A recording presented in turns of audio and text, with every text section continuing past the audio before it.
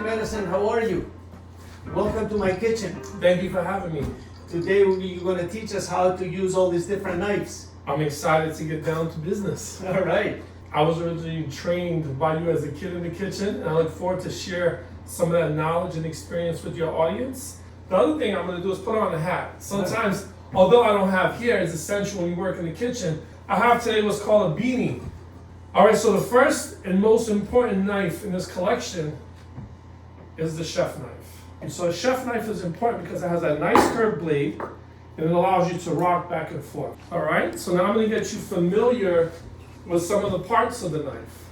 The first thing you have on a knife to be familiar with is you have your edge, which is also considered your blade.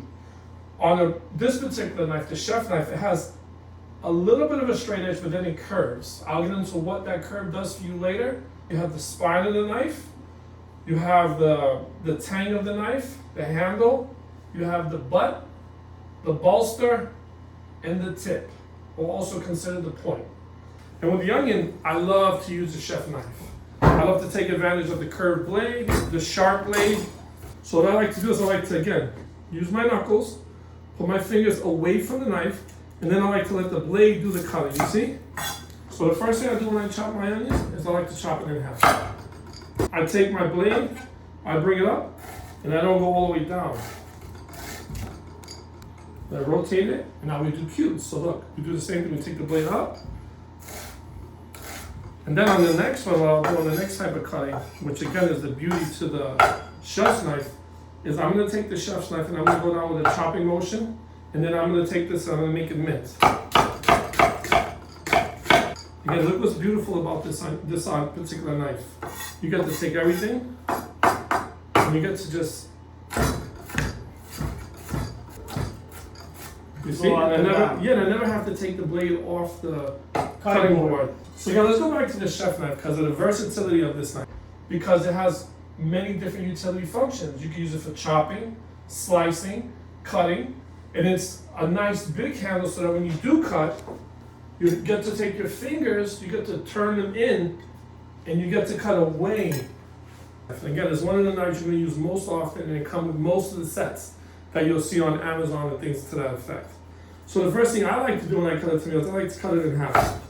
And the reason I decided to do a tomato is because it's a little softer, and sometimes if the blade is not sharp, a lot of people like to push down and they squeeze it, and it kind of deforms the tomato if you try to make it decorative. So we let the blade do the work for us. So again, you use your knuckles, not your fingertips, and you go away from yourself, but you're moving the knife in a cutting motion. You see? And it cuts perfectly. Beautiful. And this one I'll go a little faster just to show I have some chopping speed. All right, another famous chef knife, but a Japanese chef knife, is called a santoku. This blade differs a little bit because if you notice, the edge is not as curved as an American chef knife, as displayed in the prior one. This one also has these little rivets in the blade, and what those rivets do is usually because this is a little bit of a firmer blade, it allows you to get thinner slices, and it doesn't allow the food to stick to the blade. Or if you cut a little thin pieces of lemon for a decoration on a plate, it allows it to kind of slide off a little bit more easily and not build up on the blade like it would in an American chef knife. Now another very important knife that we have in the kitchen is a serrated bread knife. The beauty is, and I'll show you the demonstration later, when you cut bread has like a crunchy top and a soft middle, you have that serrated edge, right? And as a point to remember, so you see how it's kind of crispy on the top? What you do is you just hold it in place, you put your fingers where your knuckles will just touch the blade, and then you just let the knife do the trick. You see it nice and soft. You see? Yeah, it's very easy. You see when you use the right tool. Yeah. Well, a lot of people mistaken this as a knife sharpener. It actually is not a sharpener. It's called a knife honer. The reason it's a knife honer because it doesn't really sharpen the blade. It kind of reforms the blade. So for example, when you have a chef knife, it has a nice blade that goes to a tip, and under a microscope, you see when it's brand new, the knife is nice and straight, everything's in a linear line. As you put it through some wear and tear in the kitchen, what tends to happen is that blade tends to fray a little bit under the microscope. So what the honer does is it allows you, again, taking the blade away from your body, it allows you to reshape that blade back into its original shape. The most fun and most important knives, it's a paring knife. What's good about this is small, it's a lot safer to use, easy to handle.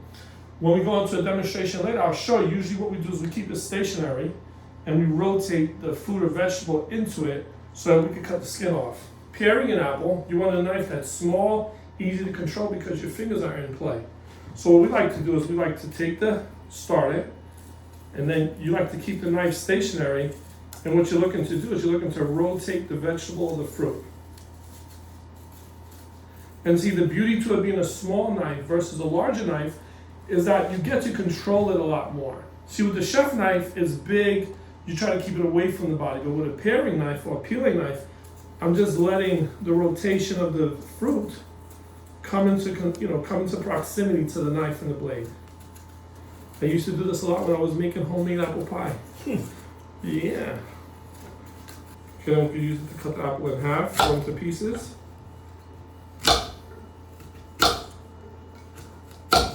Another essential tool that's almost considered a part of your knife collection is your peeler.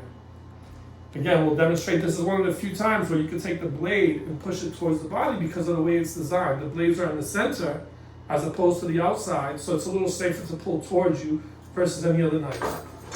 All right, so I think instead of doing all the talking, let me get into some of the... How about the scissor? Well, the scissor is good for like when you're taking a piece of chicken and you want to just cut off the leg and you want to cut the skin around it. It makes it a little easier to do. So I'll show you as a demonstration. I don't use it a lot, but sometimes it comes handy. Well, the most important thing is that all these different tools or pieces of equipment, they all have a specialty. Well, guys, it's been great to be in your kitchen today, and a few things I want to say. I want to say thank you, Steve, for having me. I look forward to being in future episodes, going over different equipment in the kitchen. But I would like to tell everybody out there who's watching these videos, please like and subscribe. We have some amazing attire. Another thing is, our favorite knives, the one that we featured most in this video, was the one by Zwilling.